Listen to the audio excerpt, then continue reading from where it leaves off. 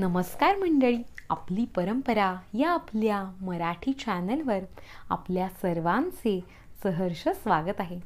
मंडळी, आजचा व्हिडिओ हा अगदी विशेष आहे, कारण आजच्या व्हिडिओत आपण जाणून घेणार आहोत हरतालिका व्रताची संपूर्ण माहिती.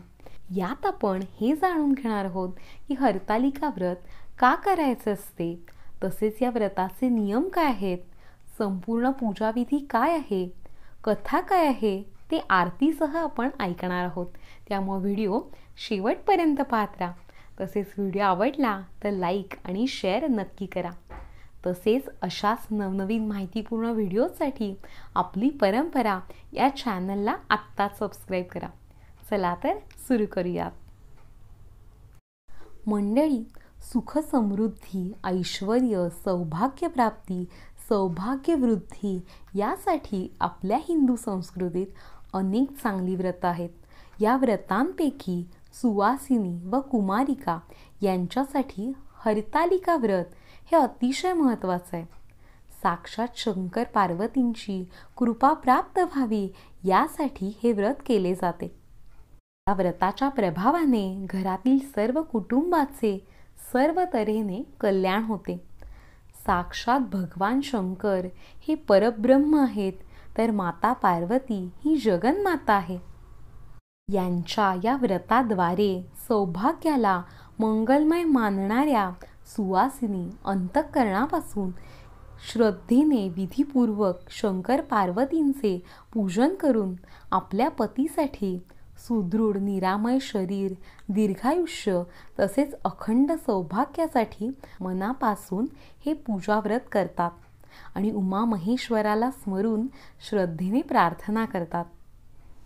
आपस्तंभ ऋषींच्या सांगण्यावरून तृतीया चतुर्थीचे एकत्रित दिवशी हे व्रत केल्यास सुवासिनीस वैधव्य येत नाही व मुलनातवंडांची वंशवृद्धी होते. असे हे अतिशय फलदायी व्रत आहे की ज्या व्रताला साक्षात भगवान शंकरांनी श्रेष्ठत्वाचा दर्जा दिला आहे.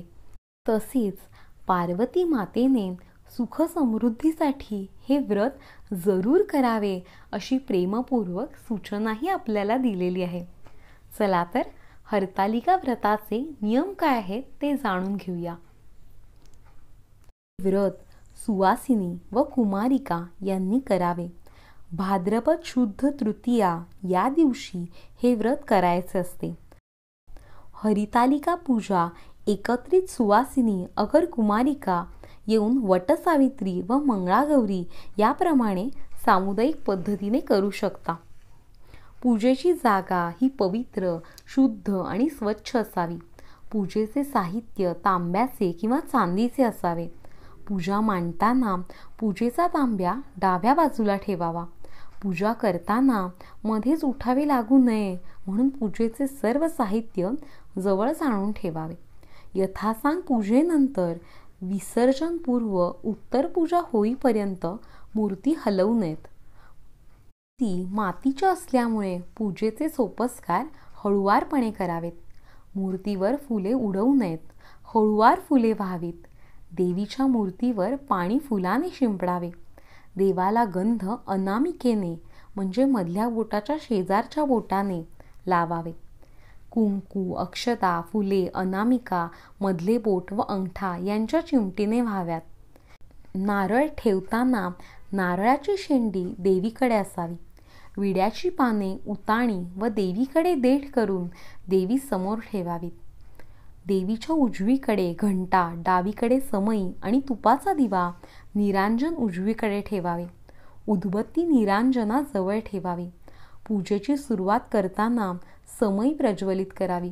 निरांजनाची वात पेटवून देवीच्या मूर्तीवर प्रकाश पाडीत उदबत्ती, निरांजन, कापूर आरती ओवाळीत डाव्या हाताने घंटानाद करावा. घरातील सर्व मंडळींसमोर श्री हरितालिका व्रत कथा वाचावी व सर्वांना त्याचा लाभ द्यावा. घरातील सर्व मंडळींनी श्री हरितालिका व्रतकथा नक्की ऐकावी.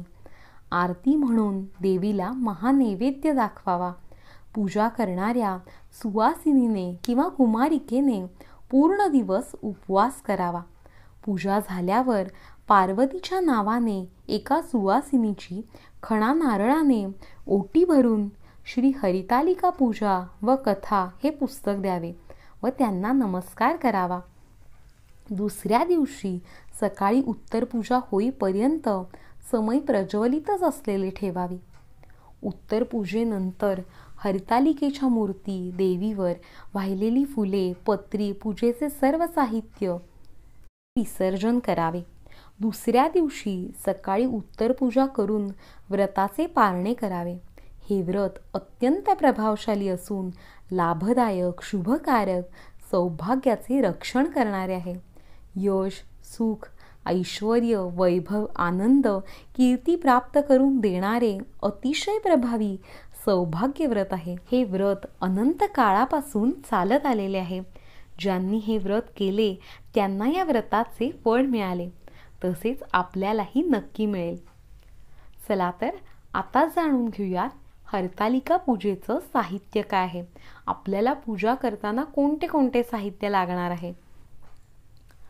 हरतालिकेच्या छोट्या 2 मूर्ती आणि शिवलिंग, पाण्याने भरलेला तांब्या, ताम्हण, पळी, भांड, तसेच पूजेच्या ताटात गंध, अक्षता, फुलं, विड्याची पानं आणि 10 सुपाऱ्या लागणार आहेत.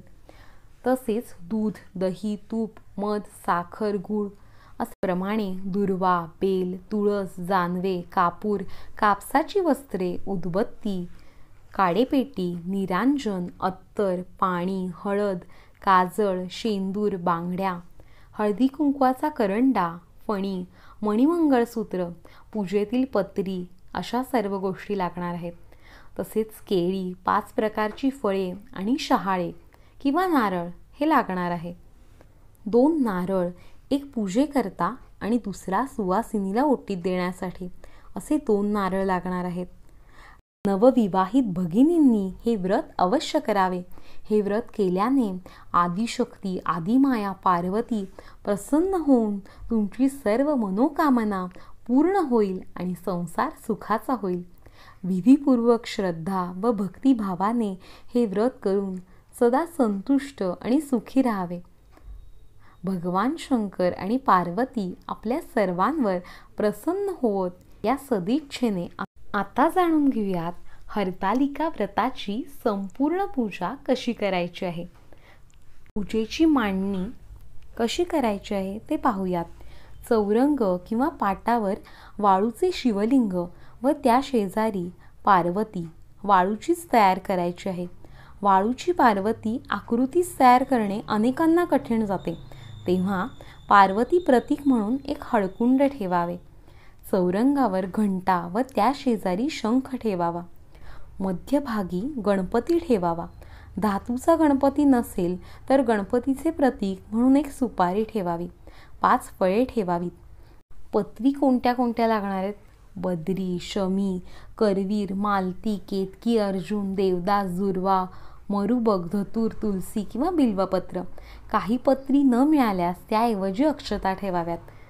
पूजेचे सर्व साहित्य जिथे मिळते तिथे या पत्री सुद्धा सहज उपलब्ध होतात. पहिल्यांदा पूजेच्या चौरंगासमोर रांगोळी काढावी. चौरंगाभोवती आंब्याच्या पानांचे तोरण बांधावे.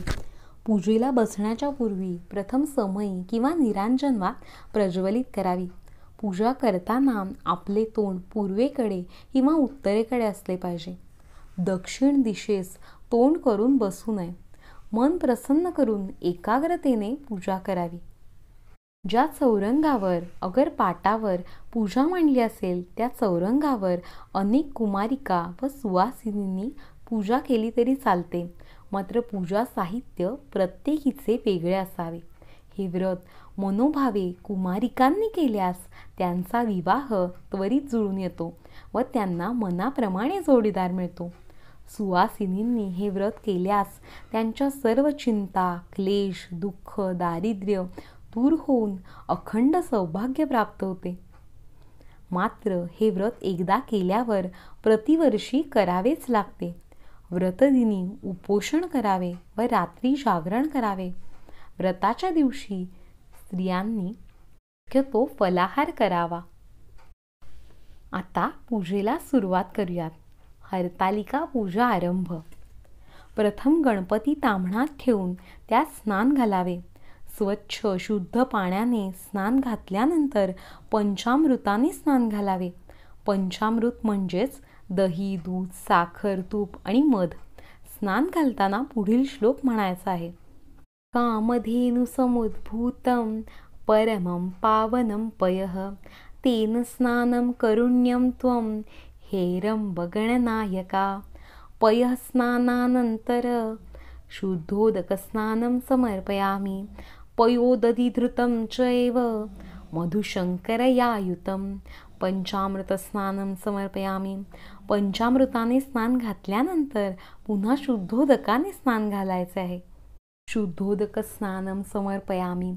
अक्षता समर्पयामि. गणपतीस आसनावरून चौरंगावर ठेवावे. हात जोडून नमस्कार करावा आणि म्हणावे, वक्रतुंड महाकाय सूर्यकोटी समप्रभ निर्विघ्नं कुरु मे देव सर्वकार्येषु सर्वदा. श्री महागणपतये नमः. गंधम पुष्पम समर्पयामि. गणपतीस गंध लावून फुलं आणि अक्षता व्हाव्यात. गणपतीच्या पूजनानंतर घंटा पूजन करावे. घंटेस ताम्हणात घेऊन स्नान घालावे व म्हणावे, आगमार्थ तु देवानां गमनार्थ तु रक्षसां कुर्वे घंटार्वं तत्र देवता ज्ञानलक्षणं. श्री घंटादेव्ये नमः. गंधम पुष्पम समर्पयामि. घंटेस गंध, फुलं आणि अक्षता व्हाव्यात. पूजनानंतर शंख पूजन करावे. शंखास ताम्हणात घेऊन स्नान घालावे. स्नान घालताना घंटा वाजवावी. शंखादौ चंद्रदैवप्तं कुक्षो वरुणदेवता पृष्ठे प्रजापतिश्चैव ह्यग्र गंगा सरस्वती त्वपुरा सागरोत्पन्नो विष्णुना विधृतः करं नमितं सर्वदेवेषु पांचजन्य नमोस्तुते. शंखदैवताभ्यो नमः. गंधम पुष्पम समर्पयामि. गंध, फुलं, अक्षता व्हाव्यात. आता दीपपूजन करायचे आहे. दीपदेवतायै नमः. सकल पूजार्थे गंधाक्षत पुष्पम समर्पयामि. दिव्याला गंध, पुष्प, अक्षता वाहून नमस्कार करावा. शिवलिंग व पार्वती हरतालिका पूजन. चौरंगावरील शिवलिंग व पार्वतीस गंगा स्नान घालावे. फुलांनी जल शिंपडावे. हरतालिकेच्या मूर्ती फुले, पत्री व्हावी. पूजापत्री वाहताना प्रत्येक पत्रीचे नाव घेऊन व्हावी. तसेच ओम नमो व्य नमः. बद्रीपत्र समर्पयामि. ओम नमः शिवाय. करवीरपत्र समर्पयामि. ओम नमः शिवाय. शमीपत्र समर्पयामि. ओम नमः शिवाय. केतकीपत्र समर्पयामि. ओम नमः शिवाय. मालतीपत्र समर्पयामि. ओम नमः शिवाय. देवदासपत्र समर्पयामि. ओम नमः शिवाय. धतुरपत्र समर्पयामि. ओम नमः शिवाय. तुलसीपत्र समर्पयामि. ओम नमः शिवाय. बिल्वपत्र समर्पयामि. अशा सर्व पत्री ओम नमः शिवाय याचा जप करून व्हायच्या आहेत. आता एकाग्र चित्ताने डोळे मिटून शिवाचं ध्यान करायचं आहे. ओम नमः शिवाय हा मंत्र 11 वेळा म्हणावा. याप्रमाणेच सर्व पूजा करून हळद, कुंकू, अक्षता, फुलं, बांगड्या या हरतालिकांना समर्पित करायच्या आहेत. एकाग्र चित्ताने हरतालिकांचे ध्यान करायचे आहे. नमो देव्ये महादेव्ये नमो श्री हरितालिके. नमो श्री हरितालिके पादौ पूजयामि. नमो अंबे नमो पार्वती ललाट पूजयामि. नमो नमो श्री हरितालिके सर्वांग पूजयामि. देवी श्री हरितालिके यत्पूजितं जगदंबे परिपूर्ण तदस्तु मे. तस्मात् कारुण्यभावेन रक्ष रक्ष श्री महादेव्यै. अन्यथा शरणं नास्ति त्वमेव शरणं मम. नमो श्री हरितालिके. नमो श्री हरितालिके. मनोभावे नमस्कार करून अक्षता व्हायच्या आहेत. त्यानंतर गुळ खोबऱ्याचा किंवा खडी साखरेचा नैवेद्य दाखवायचा आहे. संपल्यानंतर आरती करून व्रतकथा वाचायची आहे. आता ऐकूयात हरतालिकेची कहाणी. एके दिवशी शंकर पार्वती कैलास पर्वतावर बसले होते. पार्वतीने शंकरांना विचारलं, महाराज, सर्व व्रतात चांगलं व्रत कोणतं? श्रम थोडे आणि फळ पुष्कळ असे एखादं व्रत असेल तर मला सांगा, आणि मी कोणत्या पुण्यानं आपल्या पदरी पडले हेही मला सांगा.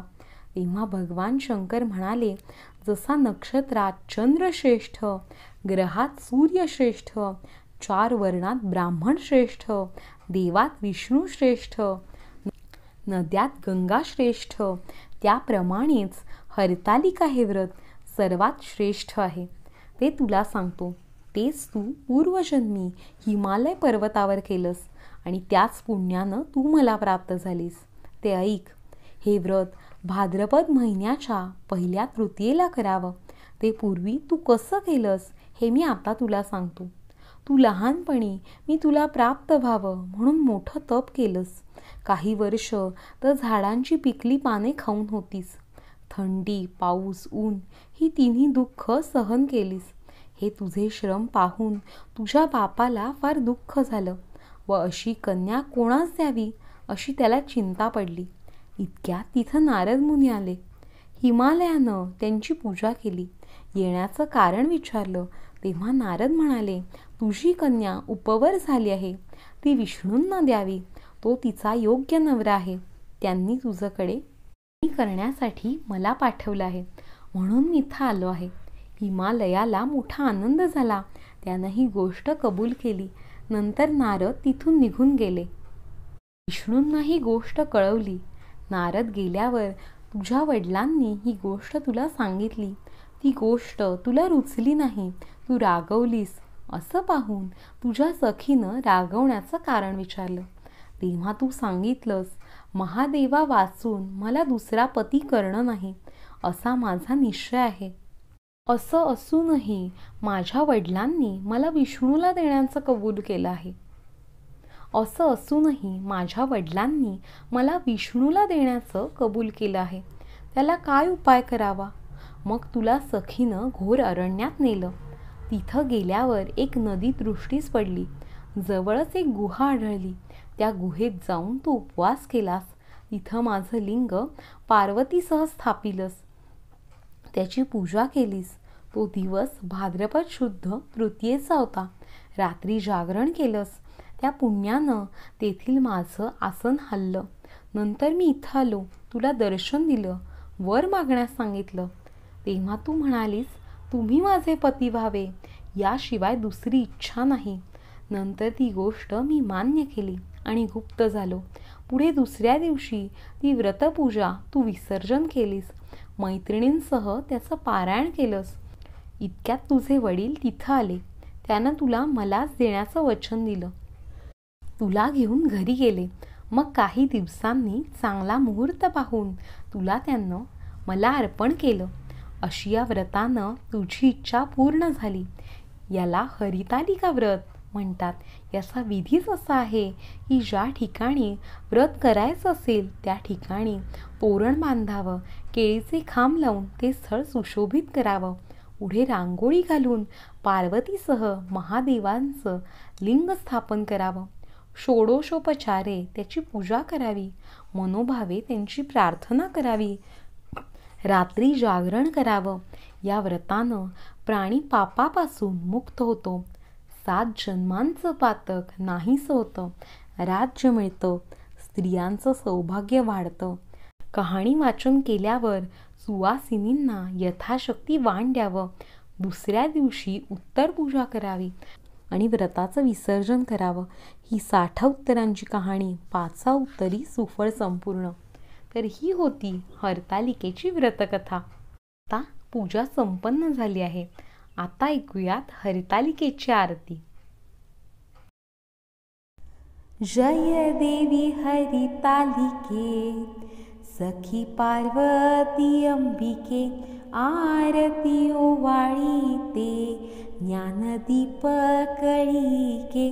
जय देवी हरितालिके, हर अर्धांगी वससी, जासी यज्ञ माहेरासी, तेथे अपमान पावसी, यज्ञ कुंडी गुप्त होसी. जय देवी हरितालिके, सखी पार्वती अंबिके आरती ओवाळीते, ज्ञानदीप कळिके जय देवी हरितालिके।